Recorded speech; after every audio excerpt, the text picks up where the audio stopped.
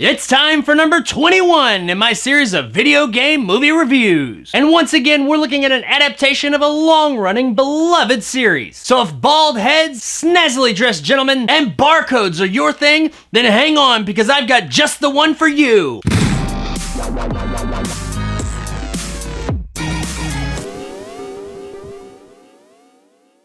Hitman is brought to us by director Xavier Gaines and stars Timothy Olyphant as Agent 47. Agent 47 is a professional hitman with impeccable style that works for a secret society of assassins named, creatively enough, the Organization. This organization apparently takes children from birth and grooms them as professional assassins. They take no sides, but they'll do contracts for pretty much anybody as long as they got that cold hard cheddar. On his most recent hit, it seems as if everything's gone as planned. But shortly after the contract is taken out, 47 catches a glimpse of the target that he just took out on TV. This is odd to him because, you know, earlier in the day he blew his fucking head off in public. But somehow he's standing right there live talking on TV saying, "Hey, I'm fine." And this just will not do for a professional like Agent 47. He's then told by the organization that there was a witness to the hit earlier that day that he needs to go take out. When he goes to do this, someone suddenly tries to take him out. Upon tracking down the shooter, he finds it's another agent from the organization, and he is apparently being double-crossed. So now it is his mission to find out why he has had a hit put out on him by the organization that he works for, and how the fuck the guy whose head he blew the fuck off earlier in the day survived. Hitman came out at a time when video game movies were probably at their lowest point. This is around the time of the Uwe Boll surge of video game movies, such as Alone in the Dark, House of the Dead, etc. So while even now being a video game movie is a challenge, back then in that mid-2000s, it was extremely difficult because it was the general consensus that pretty much everything that had come out in the 2000s that was a video game movie just overall sucked. So when Hitman came out in 2007, everybody wrote it off before it even hit theaters. And that is a bit of a shame, because while the movie is far from perfect, and it's not great, it's also not terrible. There is some enjoyment to be found here. Timothy Olyphant absolutely looks the part as Agent 47 from the game, and his performance here is mostly subdued, but that is who the character of Agent 47 is. He's a very stoic badass. He doesn't say a whole lot. You get the idea that he's had a lot of emotion beaten out of him through all those years of being trained as an assassin from birth. So as far as the character of Agent 47,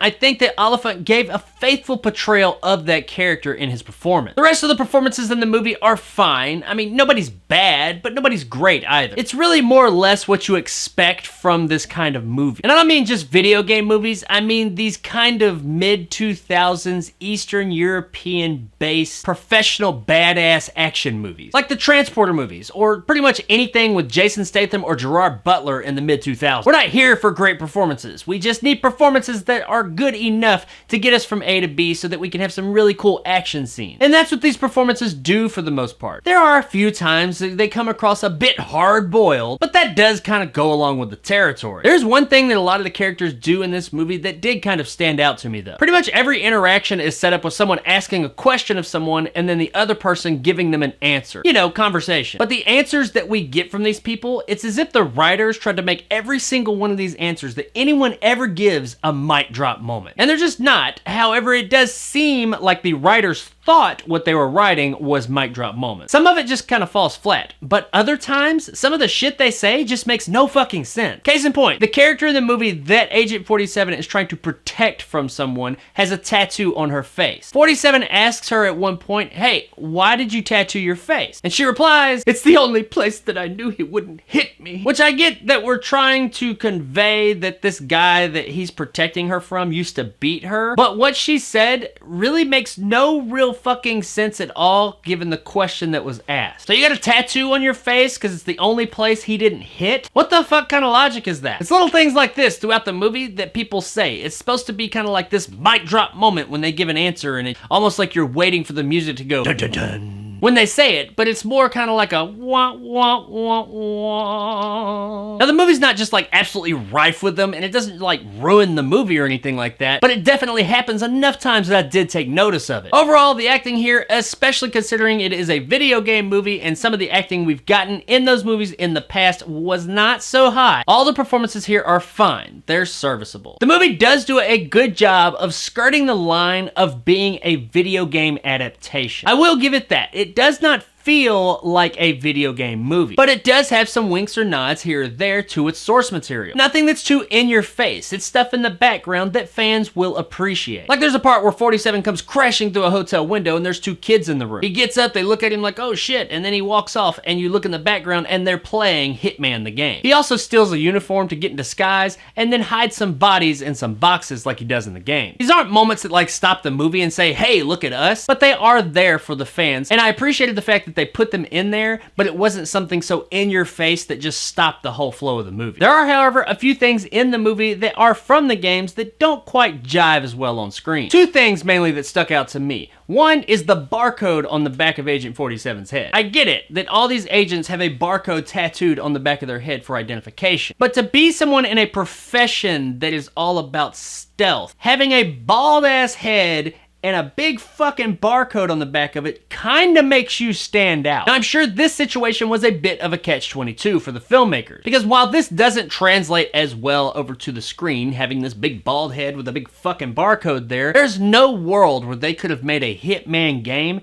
and not had that barcode there. It's just too iconic to the character. If they had said, yeah, it works in the game, but being right there smack on the back of his head, here in the movie it seems a little bit ridiculous, so we're not gonna have it, the fans would have revolted before the movie even got off the ground. So I do get why they just didn't even mess with that and put it in there. And while, yeah, it stuck out a few times, and I did think of it, it didn't bother me too much, because it is such an iconic part of the character. The other thing, which didn't like break the movie or anything, but I just found it kind of funny, was that for a secret society, they sure do brand the living shit out of everything that they have. They have like this logo thing, that one, and it's like fucking everywhere. They got it on bottles, on guns, on keys, on bags, on luggage, even on people. I mean, it's fucking everywhere. For a group of people that is trying to stay secret, you guys sure do put your brand out there quite a bit. Once again, it doesn't like break the movie or anything, but it is kind of funny when you look at it. Now, while I mentioned that our story is more or less nothing you haven't seen before, it's pretty much like any other movie of this type that came out around that era. That's okay if you've got really cool action scenes that keep it afloat. And the action scenes in Hitman are pretty good. Now, they're not great, but they're better than I was expecting. From a technical standpoint, they are all very competent. This whole movie, in fact, technically is very competent. For the most part, it has fairly high production values all around. The stunt choreography is pretty good here. It's nothing too insane,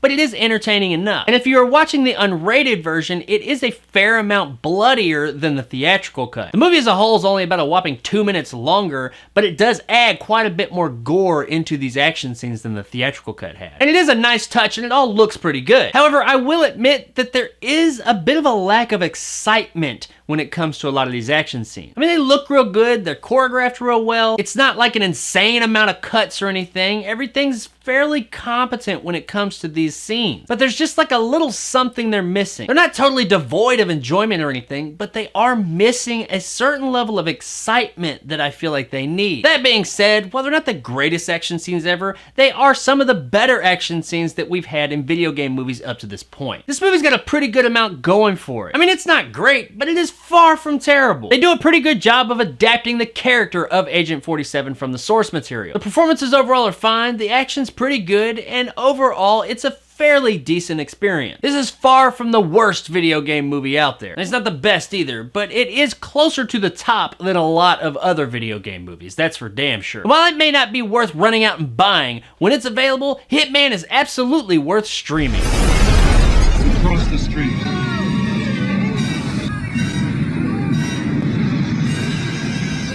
If you found any enjoyment in things like The Transporter or those types of movie from that era, then I think you'll enjoy Hitman as well. It's kind of like The Transporter Lite, but with a healthy dose of gunplay violence. So there it is, guys, my review of Hitman. If you enjoyed and want more content like this, hit that subscribe button and help my little channel grow. If you liked what I had to say, give me a like. If not, Let me know in the comments below why. And as always, stay sexy, St. Peters.